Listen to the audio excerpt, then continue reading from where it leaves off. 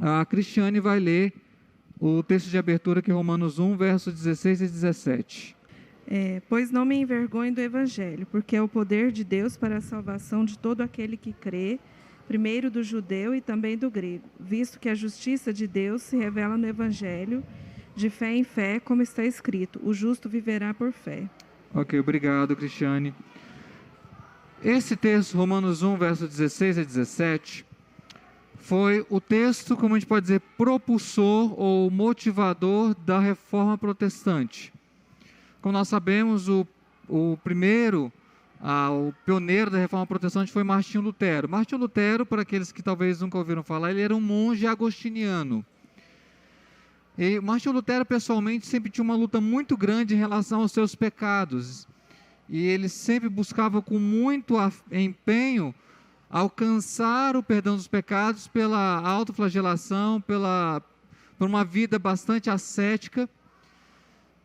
Mas ele sempre se inquietava com relação à justiça de Deus, porque ele sempre pensava em Deus sendo justo como aquele Deus que estava sempre irado e pronto a punir os pecados de todos nós. E Martinho Lutero, ele era uma pessoa que era muito, sabe, aquele homem bastante determinado, bastante 880, como a gente costuma dizer? Esse era Martinho Lutero. E ele então começou a fazer uma série de pregações na carta de Paulo aos Romanos, até que ele chegou nesse texto. E esse texto então foi como se fosse o divisor de águas para Martinho Lutero, porque ele pensou, mas que justiça de Deus é essa que Paulo fala aqui? E aí ele mesmo descreve que como se os céus estivessem abertos e a verdade do Evangelho clareou seu coração, de que a justiça de Deus que Paulo fala não é aquela justiça punitiva de Deus que castiga o pecado, mas sim aquela que perdoa o pecador. E a partir disso, com essa verdade no coração, e Lutero então deu início ao que nós chamamos de Reforma Protestante. E aí a gente começa a entender a importância desse assunto no momento da Reforma Protestante, e eu vou trazer dois nomes que você com certeza já ouviu falar. O primeiro deles é Lutero, pode passar para nós.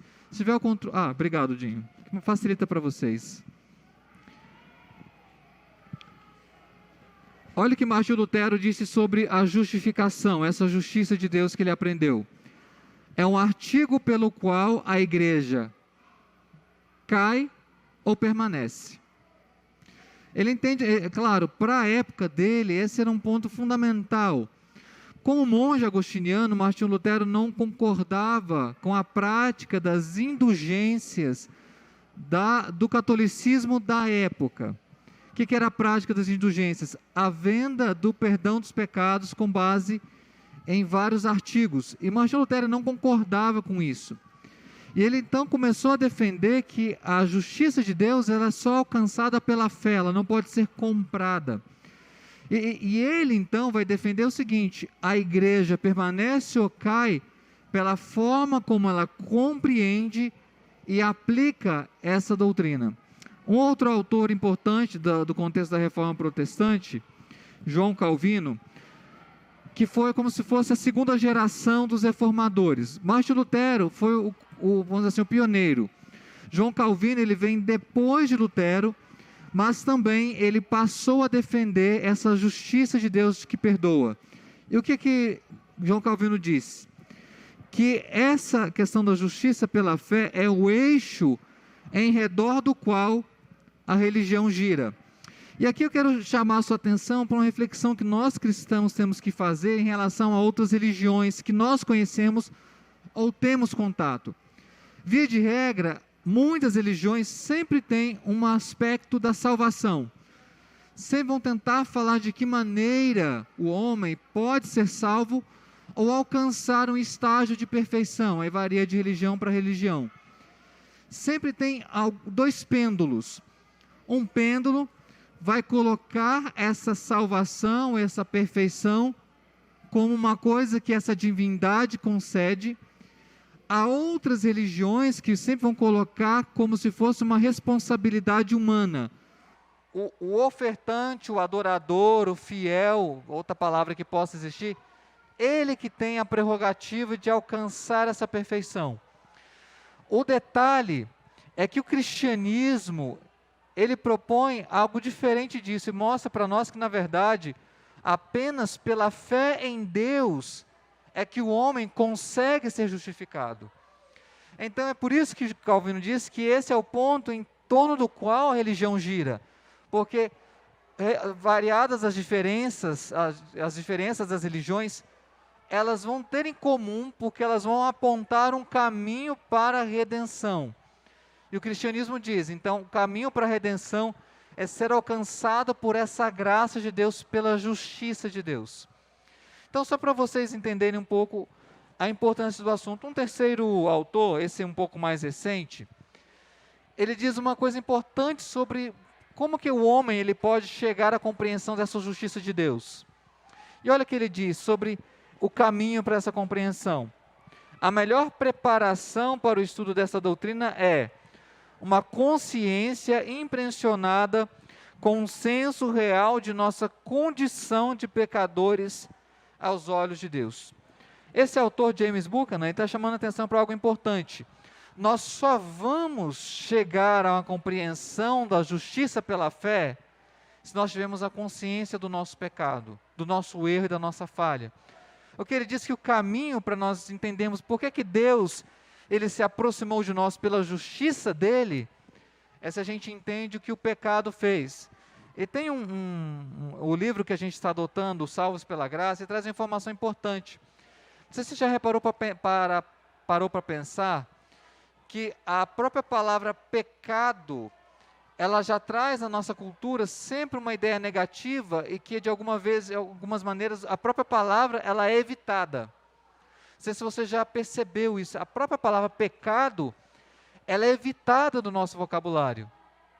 Por exemplo, eu li alguns tempos atrás um material de história e que trazia de forma pejorativa a ideia seguinte: o problema do pecado original, pecado entre aspas. O texto vai mostrar o seguinte, que essa noção de pecado ela é apenas uma noção cristã, mas que não é uma construção, mas não é uma realidade. Nós cristãos é que usamos esse vocabulário, mas não significa que ele existe. Se a gente for parar para pensar, quais seriam os outros vocabulários que a sociedade criou para substituir a noção de pecado? Pensa aí, me ajude. Se essa palavra é evitada, quais outras estão aparecendo no lugar? Pensa aí, se você tiver uma ideia, me ajude. Eu tenho alguns chutes, mas eu queria ouvir você. Que outras palavras a sociedade, ela de alguma maneira está usando para não lidar diretamente com a noção de pecado e substituiu por outras palavras? Deslize. Quem mais? Deselegância. Então, tu é, Cris, que tem uma linha, não sei se da pedagogia qual delas, ou se é mais uma prática institucional de algumas escolas, que ao invés de falar que o aluno está fazendo alguma coisa errada, você fala para ele que ele está sendo deselegante. Deselegância. Deslize, deselegância. Qual mais?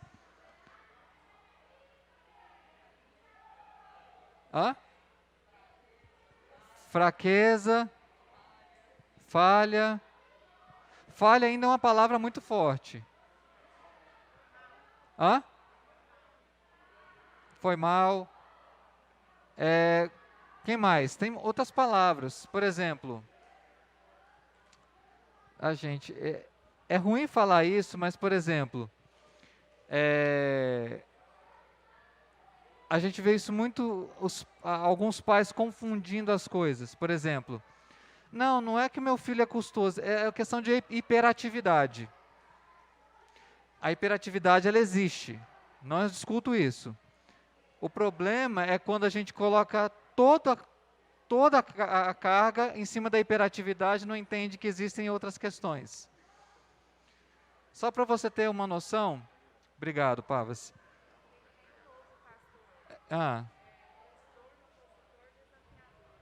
Transtorno opositor desafiador Sério? Não sabia desse vocabulário. Como no linguajar goiano seria menino custoso? Ou qual que é a palavra bíblica melhor para isso, Cristiane? Vamos pensar aqui. Desobediência, rebeldia, rebelião. O próprio dizer que é um transtorno já traz para nós uma ideia de que é algo que nós não nascemos com aquilo, né? Talvez nós adquirimos, ou foi desenvolvido. Quais outras palavras para a gente tentar entender como a sociedade tem lidado com a noção de pecado? Fernanda? Hã? Seguir o coração, joia. Seguir o coração. Andressa, pavas, Andressa aqui. Essa foi legal, seguir o coração. Vítima. Sem tirar que realmente em algumas situações existe a questão de ser vítima, mas eu acho que fantasiou-se muito essa palavra para justificar muitos erros, né? Para tirar a culpa e levar ela para terceiros. Sabe o que essa questão de vítima é tão triste, Andressa? Porque pode ser usada para qualquer propósito, em qualquer situação. Por exemplo, teve um concurso público numa instituição pública aqui de Goiânia. Nada contra, um casal, eles estavam fazendo a prova e eles quiseram entrar na justiça para tentar anular o concurso, porque alegando que tinham sido vítimas de preconceito. Eles não passaram no concurso por causa do preconceito. É claro, houve todo o processo e descobriu-se que não era nada disso. Que simplesmente não tiveram a mesma competência que outros candidatos para passar no concurso, ou outro candidato. Mas essa foi a alegação, que eles foram desclassificados porque eram vítimas de preconceito. Complicado isso. Mas vejam bem, isso não é nada novo, porque, de alguma maneira, nossa tendência sempre será natural a não lidar diretamente com a noção, a palavra, a realidade do pecado. E isso é uma coisa que nós precisamos lidar bem, porque se a sociedade ela não tem uma compreensão correta do pecado, ela também não vai entender por que Deus ele teve que ser justo. É isso que esse autor está colocando. Nós compreendemos a maravilha, a profundidade, a extensão da justiça de Deus, exatamente porque nós sabemos a profundidade do nosso pecado. Nós conhecemos a capacidade ruim do nosso coração. E é por isso que a gente consegue compreender porque que Deus ele teve que se aproximar de nós e nos perdoar. Porque de outra forma não seria possível. Então, mas o que significa, quando a gente fala da justificação pela fé, o que significa justificar? Quando a Bíblia fala de Deus que justifica, o que a Bíblia quer dizer com isso? E eu vou trazer a noção do Antigo e do Novo Testamento para a gente compreender bem. Primeiro, o Antigo Testamento. Primeira noção, o que significa justificar? Opa, passou. Não, peraí. Foi para o Novo Testamento. Tornar justo. Daniel 12, verso 3. Quem ficou com esse texto? Elisandra, aqui do lado do pastor Antônio. Os que forem sábios, pois, resplandecerão como o fulgor do firmamento, e os que há muito conduzirem à justiça, como as estrelas, sempre e eternamente. Aí, a ideia de justiça é o fato de que Deus torna alguém justo em termos morais. Ele é culpado, ele é condenável, ele é passível de maldição por causa do pecado, mas Deus o torna justo pela sua justiça. Essa é a primeira noção. A segunda noção é conduzir na justiça. Deuteronômio 25, verso 1. Salete. Só espera o Vinícius chegar para você ler, Salete. Se houver contenda entre alguns e vierem a juízo para serem julgados, justificar-se-á o inocente e ao culpado condenar-se-á. Essa noção é importante.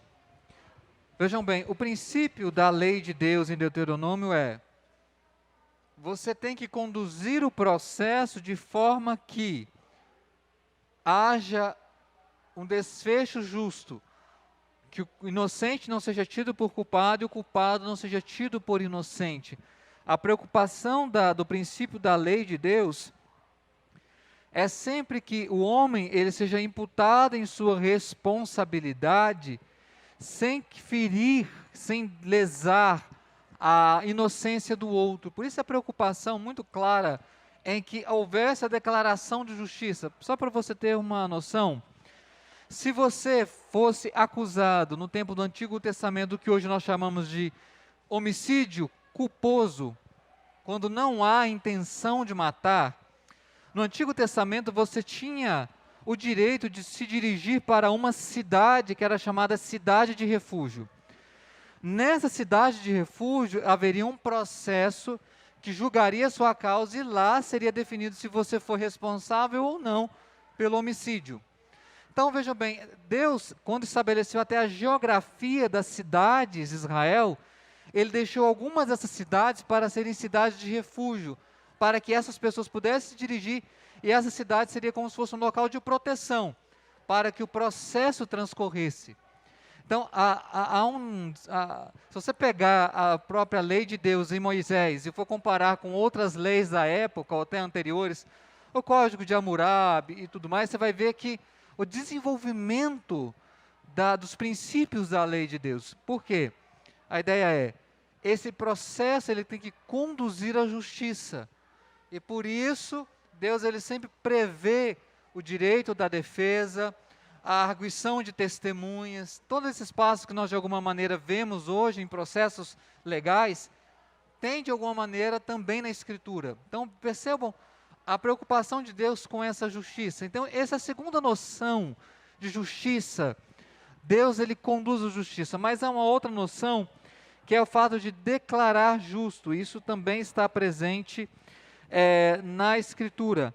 Mas o texto melhor para a gente ver essa declaração de justiça é Gênesis 15, verso 6. Quem ficou com esse texto? Newton, leia para nós.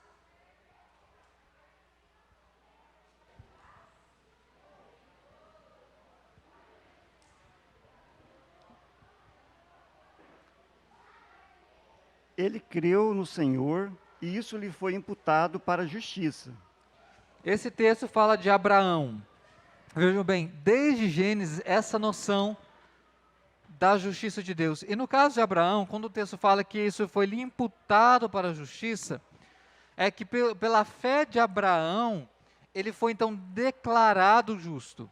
É claro, isso não significa que todos os atos de Abraão, a partir desse ponto, eram atos validados por Deus. Porque no capítulo seguinte, capítulo 16, quem quiser depois ler, vai ver a situação dele que toma Agar, a egípcia, e tem Ismael.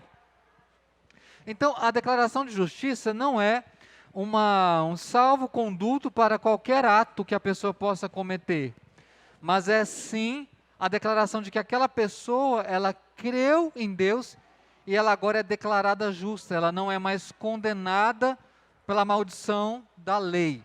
Então, essa é uma noção importante, muito presente no Novo Testamento. Deixa eu tentar explicar de novo. A declaração declarar justo significaria o seguinte, vamos pensar hipoteticamente. João da Silva, ele cometeu um homicídio doloso. Ele é culpado do seu crime. Mesmo sendo culpado, o juiz que julga o declara justo. Não porque João da Silva seja justo, mas porque alguém assumiu o preço que o crime dele pedia, que era a morte. Ou seja, a declaração de justiça é dizer que alguém é justo porque outro assumiu a culpa. Nós vamos chegar nesse ponto. E esse é o aspecto mais utilizado no Novo Testamento. Até aqui tudo bem? Vocês estão muito calados hoje? A aula está muito conteudista, gente. Eu vou ter que provocar mais vocês. Mas agora vai chegar na carta de Paulo aos Romanos. E aqui tem muita coisa legal. Primeiro, Romanos 8, 33 e 34. Quem ficou com esse texto? A Fernanda aqui na frente.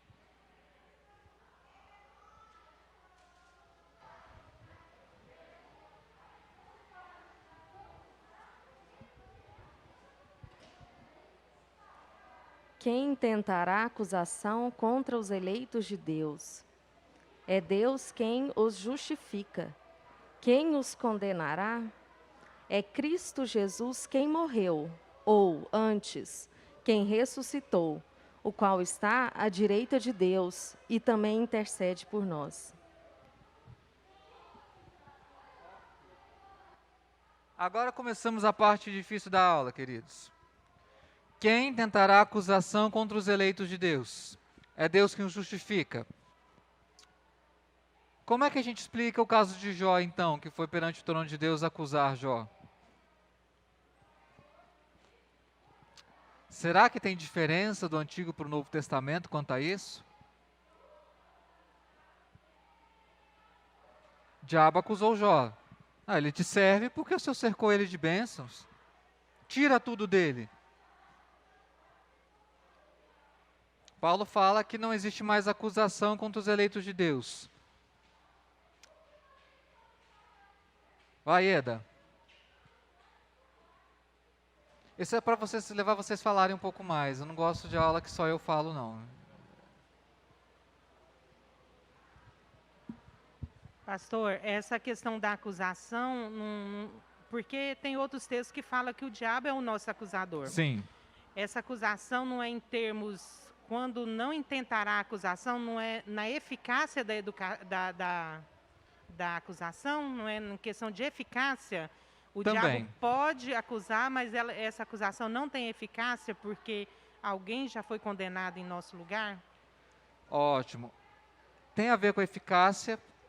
É uma resposta porque, de alguma maneira, aquilo pelo qual nós poderíamos ser condenados, o outro assumiu em nosso lugar, Cristo. Então, nós somos declarados justos pela justiça dele. Mas tem um outro aspecto que é importante. Pare para pensar. No Antigo Testamento, tem alguns textos que mostram para nós Satanás ou anjos tendo acesso ao trono de Deus. Jó, capítulo 1, Satanás vai e acusa. Em segundo livro dos reis, quando Deus ele reúne os seus anjos, vem um espírito entre eles, para ser o espírito enganador na boca dos profetas. Só que quando vem o Novo Testamento, nós temos algumas passagens que parece que a coisa mudou. Por exemplo, eu via Satanás caindo como um relâmpago. O que Cristo quer dizer com essa passagem? O diabo, ele não pode mais ir lá nos acusar. Ele não tem mais esse direito. E por que ele perdeu esse direito? Porque o Filho que estava aqui subiu aos céus e está sentado à direita do trono. Ele é o nosso advogado. Por isso Paulo diz, quem vai intentar? Uma vez que Deus nos justificou, ninguém mais tem esse direito como Satanás tinha de nos acusar. Ele ainda é o acusador porque ele ainda tenta nos acusar nos nossos corações, nossas mentes, pela sociedade. Mas essa acusação dele é sem eficácia. Deus já nos justificou. Então, sim, Eda, Satanás perdeu o direito de acesso aos céus. Ele não vai mais lá para absolutamente nada. Esse texto é importante porque é exatamente essa noção. Deus, ele declarou seus justos e por isso eles não podem ser mais acusados. Romanos 4, verso 5. Alessandro?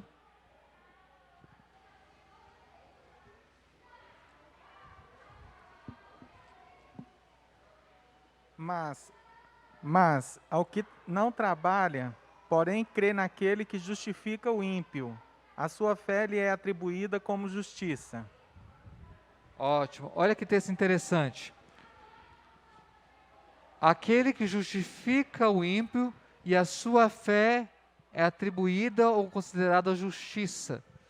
Então, o fato de declarar justo significa mudar a condição de alguém. Quando Deus nos declara justos, Ele nos tira da condição de ímpios. E a condição de ímpio, a gente às vezes pode usar essa palavra de maneira muito corriqueira, mas a ideia de impiedade é a ideia daquele que não tem temor, não tem receio, não tem nenhum respeito para com Deus. Ou seja, nós éramos esses ímpios que mudamos de condição e agora somos justos. Nós passamos a condição de ausência, de temor, de reverência, para a condição daqueles que foram alcançados pela justiça de Deus. Então, a justificação da fé, ela muda a nossa condição perante Deus. Nós não somos mais vistos como ímpios, fracos, pecadores, mas agora somos justificados pela fé. Hoje é só a primeira aula, tá? Eu vou explicar todos esses conceitos depois, mas é só introduzindo a ideia. Mas tem um outro texto também bem interessante, que é Romanos 6, verso 7, depois verso 13. Quem ficou com essa passagem? Vai lá, Eloá.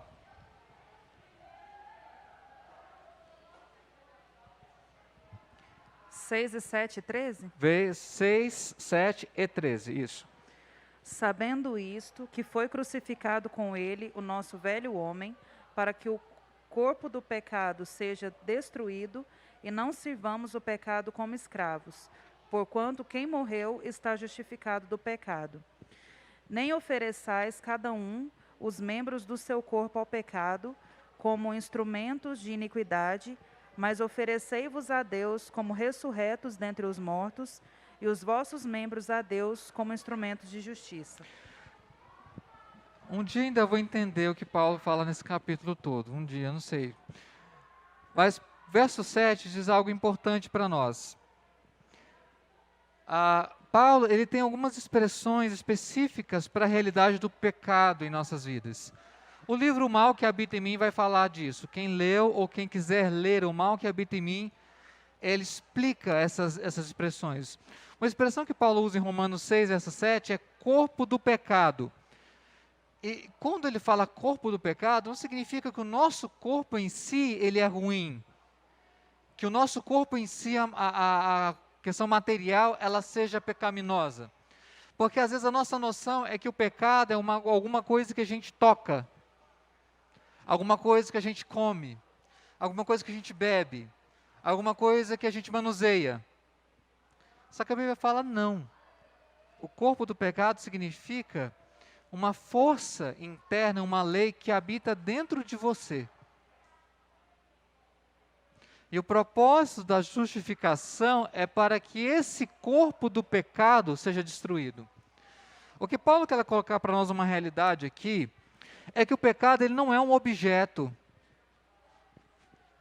Ele é uma lei que opera em nós.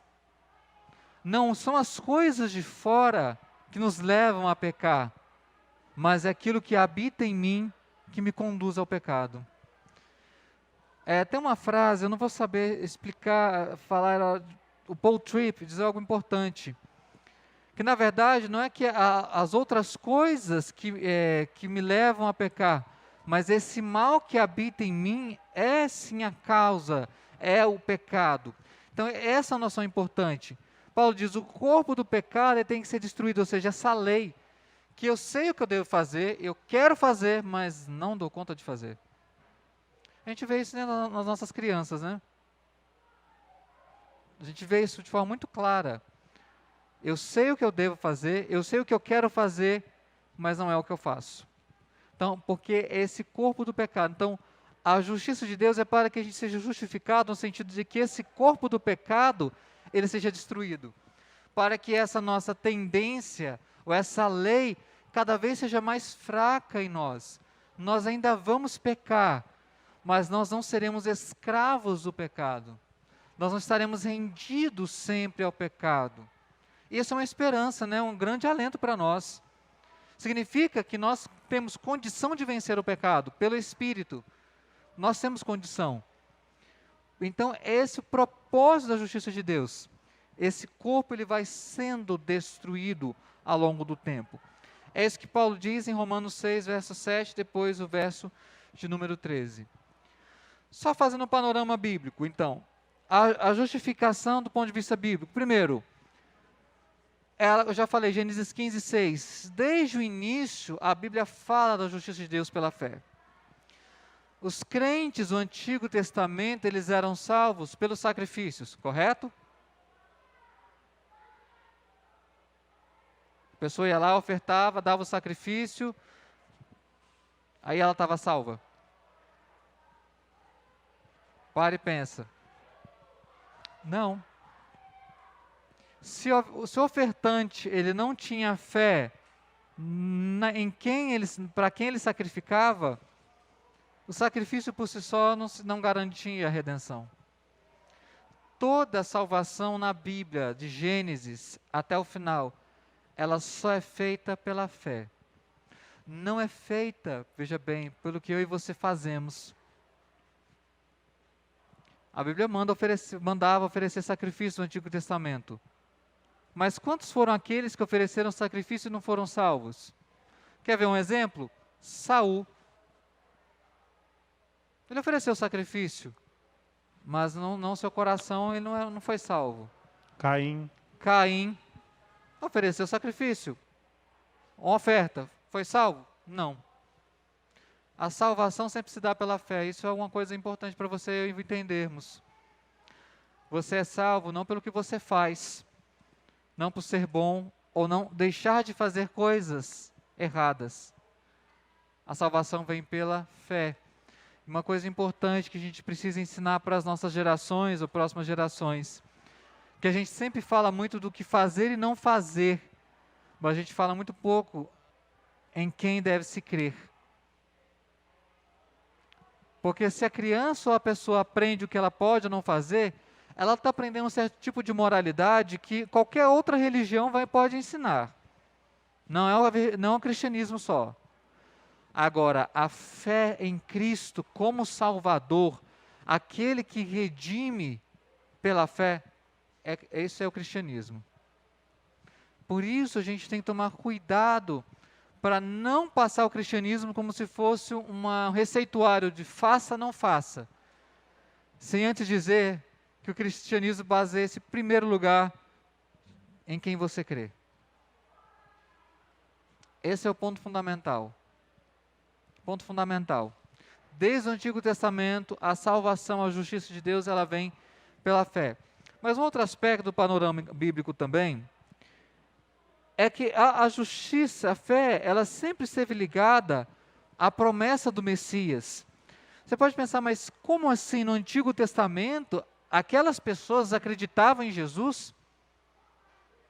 Muito tempo antes de Jesus nascer? Sim. Como? Elas acreditavam na promessa da vinda do Messias. Tem um texto muito legal, depois abre em Hebreus 11. Vai dizer um detalhe muito importante sobre Moisés.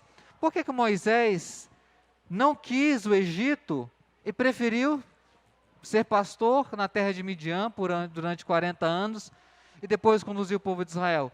Hebreus nos diz, porque ele preferiu o opróbrio de Cristo. Moisés, então, abre mão do Egito por causa de Cristo. Então, todos os crentes do Antigo Testamento, eles olhavam para a promessa que ainda estava para vir. O Novo Testamento nos mostra a promessa cumprida, aqueles que creem, nós somos aqueles que já receberam a promessa cumprida e aquilo que vai se cumprir. Então, a fé sempre está ligada a um Messias. Sempre está ligada à promessa desse Messias. É por isso que a justiça sempre vem pela fé. Porque a fé nessa promessa. Os crentes do Antigo Testamento, eles não têm alguns privilégios que eu e você temos. Nós temos alguns privilégios. De saber coisas que eles não sabiam. Vamos pensar algumas informações importantes e básicas sobre Jesus, que eles não sabiam. Alguns deles não sabiam que ele nasceria de uma virgem. Por quê? Isso é falado em Isaías. Antes de Isaías, ninguém sabia. Antes de Jacó, não dava para saber que ele viria da tribo de Judá. A partir de Jacó, a gente sabe que o Messias viria da tribo de Judá. Mas, uma informação que para nós é básica, onde Jesus nasceu? Que cidade? Belém, da Judéia. Mas só nos profetas, muito tempo depois, é que eles tiveram essa compreensão. Nós temos série de informações importantes sobre o nosso Redentor que aqueles crentes não tiveram. Nós somos privilegiados nesse sentido, porque nós conhecemos melhor essa história do que eles conheciam. Eles olhavam ao longe, como se estivessem saudando a promessa. Nós já temos a promessa cumprida e revelada. Você quer ver uma coisa que geralmente pega? Quem foram aqueles que viram Cristo na manjedoura? Os pastores? E quem? Os reis magos. Os magos. Eles não eram reis. Mas você já viu tantas... E não eram três, nem chamavam Gaspar, Belchior e Baltazar, tá? É sério, porque tem um livro apócrifo, Cristiane, que fala o nome dos três, que eram três, porque ofereceram ouro, incenso e mirra. Aí veja bem, os apócrifos, os caras são malas, né? Eles pegam os detalhes da Bíblia e inventam coisa para enganar a gente. Fala, não, se eram ouro, incenso e mirra, eram três. Se eles deram esse presente é porque eram reis. E criou-se uma tradição, desde então, há muito tempo, de que eram reis magos. Mas a Bíblia fala que eles eram apenas magos. Ou seja, nós temos privilégios que os crentes do Antigo Testamento não tinham. Terceiro, a justificação sempre aparece quando se fala de perdão de pecados. Essa é a tônica, esse é o ponto importante disso. E aqui eu queria analisar com vocês um textinho, antes de a gente continuar, vamos dar uma olhada no texto de Miqueias, capítulo 7, por favor. Quem ficou com esse texto? Miqueias 7, 18 e 19. Marcos. E a gente vai fazer o exercício aqui de um texto de Paulo. Quem, ó Deus, é semelhante a ti, que perdoas a iniquidade e te esqueces da transgressão do restante da tua herança? O Senhor não retém a sua ira para sempre, porque tem prazer na misericórdia. Tornará a ter compaixão de nós, pisará aos pés das nossas iniquidades e lançará todos os nossos pecados nas profundezas do mar. Obrigado, Marcos. Esse texto é muito legal, primeiro, porque usa uma linguagem para Deus que causa certa estranheza. Deus se esquece das nossas transgressões. Mas se Deus é onisciente, como é que Ele esquece? Se Ele sabe de todas as coisas, como é que Ele pode esquecer alguma coisa? A ideia de esquecer aqui não significa não se lembrar, mas não usar aquilo contra nós. Esse é o sentido do esquecimento, entre aspas, de Deus. Não usar aquilo contra nós. Mas há outro detalhe do texto que fala que Deus lança os nossos pecados nas profundezas do mar. E a gente fala, mar eu sei quantos 1000 metros de profundidade tem. Mas volta lá na época do profeta, você acha que os judeus tinham noção da profundeza do mar? Eles não tinham nem ideia. Então, um detalhe, os judeus não eram navegadores, tá? Você não vê os judeus se atrevendo à navegação. Os judeus, eles eram bons comerciantes, para lidar com dinheiro, mas nunca foram para a navegação, porque eles sempre tiveram medo do mar. Então, quando o profeta diz que Deus lança os pecados nas profundezas do mar, para um judeu, mais ou menos o seguinte, ele lançou num lugar que não vai ter mais volta. Ali acabou. Para o judeu era isso. Porque a profundeza do mar é algo extremamente inacessível, profundo, insondável. Quando fala Deus lançou nas profundezas do mar, está falando Deus completamente perdoou o pecado. Pavas, desculpa, Pavas, eu tinha acabado esquecendo. Eu queria te perguntar um negócio. Manda. Sobre os privilégios, sobre a justificação e sobre a questão de nós termos hoje um advogado ao Pai, que é Cristo. No Velho Testamento, Cristo fazia esse papel também de nosso advogado. E se ele é advogado hoje, talvez, vamos supor que a justiça de Deus hoje talvez seja um pouco mais branda em relação a não fulminar mais pessoas, mas porque Cristo sentiu na pele o que é o ser um ser humano, e a questão da justificação hoje essa questão do advogado ao pai. Joia, Pavas. Boa pergunta. Primeiro, eu vejo que esse é um papel que Cristo exerce no Novo e não no Antigo Testamento. No Antigo Testamento, Cristo aparece nas chamadas cristofanias, apareceu para Abraão, para Josué, para os pais de Sansão, provavelmente era Cristo na fornalha dente de fogo, mas ele não exercia esse papel junto ao Pai. Mas quando ele morre e sobe ao trono, ele passa a exercer. Qual que é a diferença? Que ele cumpriu a obra dele, o sacrifício, ele pagou o preço. Então, ele pode defender os seus porque o sacrifício está pago. E isso pode entrar também naquela questão do privilégio que o povo do Antigo Testamento não teve e que nós temos hoje, além das várias cartas Sim. de Paulo, de o Apocalipse e tudo mais, Sim. que eles também não tiveram. Sim, hoje nós temos advogado junto ao Pai. O coisa ruim que alguns falam, o diabo não pode ir lá nos acusar mais. Ele foi expulso, perdeu o direito de acesso. Bem pontuado, Pavas, muito legal. Podemos prosseguir mais um pouco? Todo mundo ok? Um texto eu queria analisar com vocês. Deixa eu passar aqui.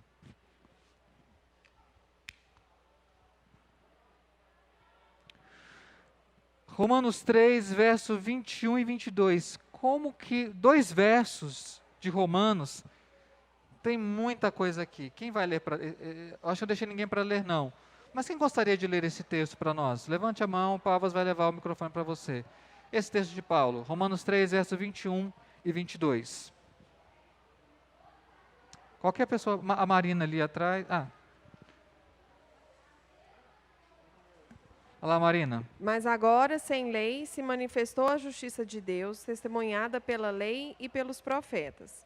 Justiça de Deus mediante a fé em Jesus Cristo, para todos e sobre todos, os que creem, porque não há distinção. Obrigado, Marina. Vamos pegar as partes desse texto, porque a gente lê a Bíblia, a gente lê por atacado, e às vezes a gente deixa de perder a noção de alguns pontos essenciais. Vamos pegar as expressões desse texto, eu vou fazer perguntas para a gente chegar em algumas respostas. Primeiro, mas agora. Por que Paulo fala mas agora? Antes não era? Por que ele fala mas agora? Está mais claro? A obra de Cristo já foi efetuada. Então, hoje a revelação sobre a justiça de Deus, ela é maior do que era antes. Mas diz uma expressão complicadinha aí. Mas agora sem lei. Primeira pergunta, que lei é essa? Mas agora sem lei se manifestou a justiça. Como assim sem lei? A gente não aprende que a lei do Antigo Testamento, o texto que foi lido aqui em Salmo 19, a lei do Senhor é perfeita e restaura a alma. O testemunho do Senhor é fiel. Mas por que Paulo fala que agora sem lei? Ieda?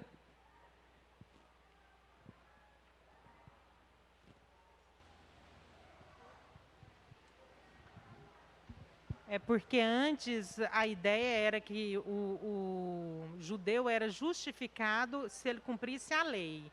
E agora a justiça já não é mais no cumprimento da lei, mas em Cristo que cumpriu a lei. Essa ideia também, esse é um dos pontos. Quando fala sem lei, significa o judeu que se firma em cumprir a lei, ele está errado, porque ele nunca vai cumprir totalmente.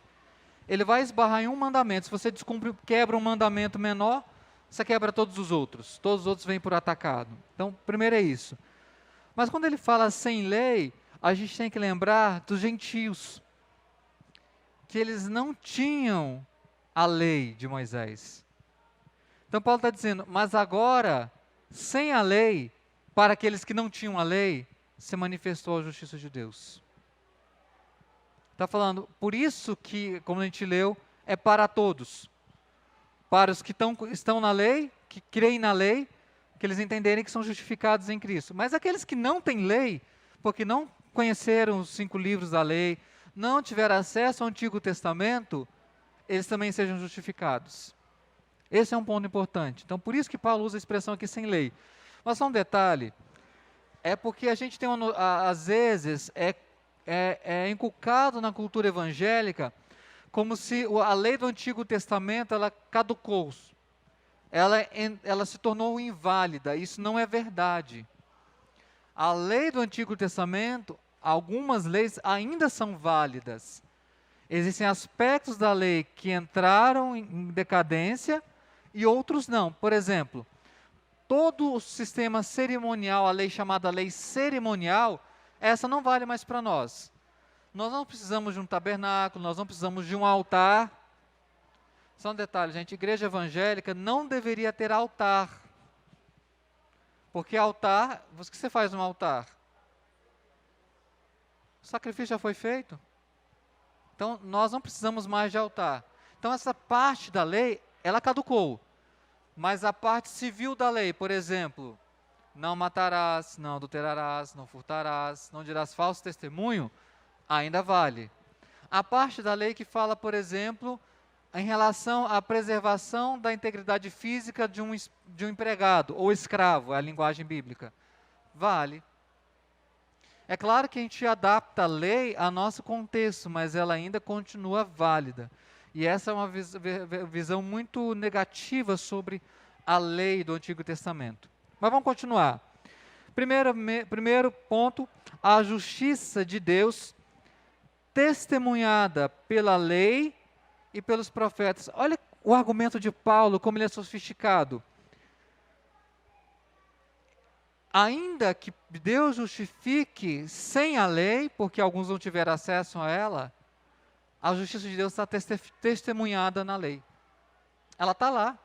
É só você ir na lei que está lá a justiça de Deus.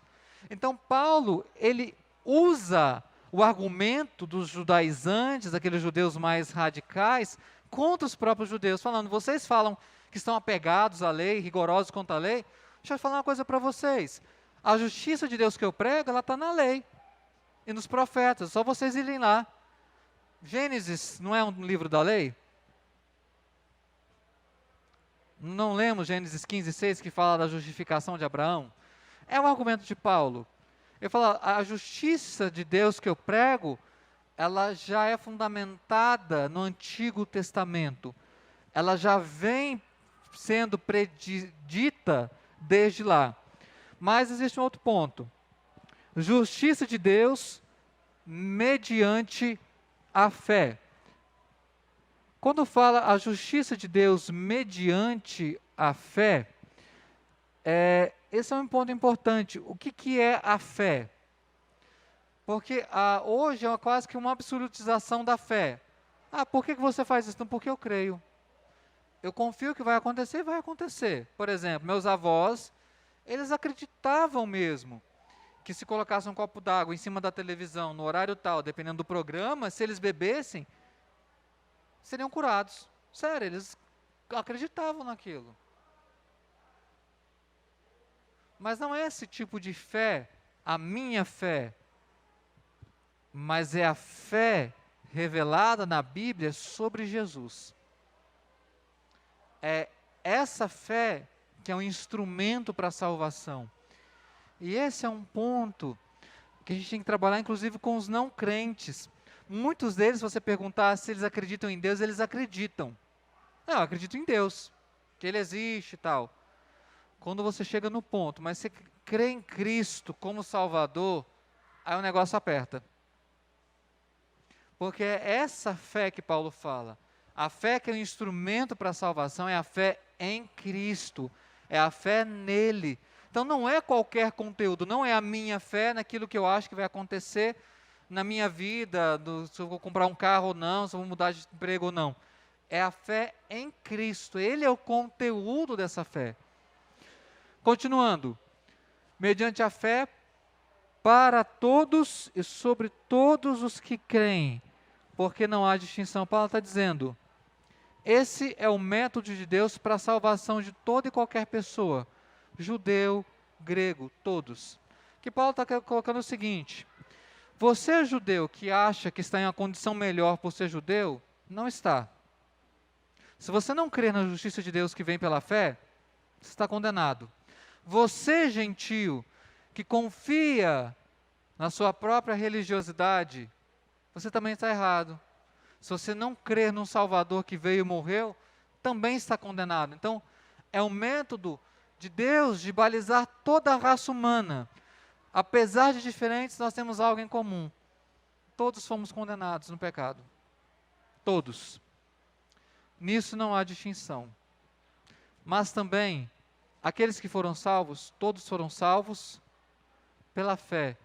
E nisso não há distinção. Não há distinção nesse sentido entre um presbiteriano, um batista, para alguém da Universal ou de outra denominação. Se ele foi salvo e é salvo, é somente pela fé em Cristo. E por que eu digo isso? Porque há muita gente crente em igrejas que a gente tem muita dificuldade em reconhecer como evangélicas. Sério. Tem denominações que não dá para reconhecer como evangélicas. A denominação, mas dentro da denominação, tem pessoas que são crentes de verdade, que creram em Cristo como Salvador. Não há diferença entre nós e eles nesse aspecto. Nisso é para todos. Nós somos iguais nesse sentido perante Deus. Fomos achados pecadores, justificados como pecadores pela fé. Ou seja, Deus não olhou nada além disso. Ele olhou para nós por meio de Cristo. E é isso que Deus vê quando Ele olha para mim e para você. A obra de Cristo sobre nós. Ele não está preocupado com muitas das categorias e detalhes que nós nos preocupamos.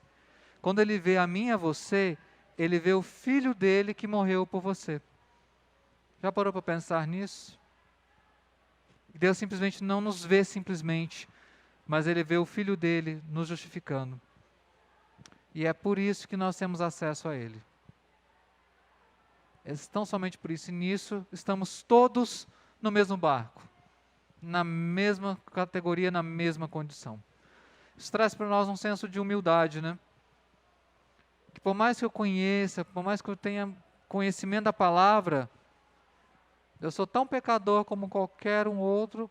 A única diferença é que Deus teve misericórdia e me justificou pela fé. Essa é a básica diferença. Fundamental diferença. Porque Deus olha para nós e vê Cristo em nós, pela fé.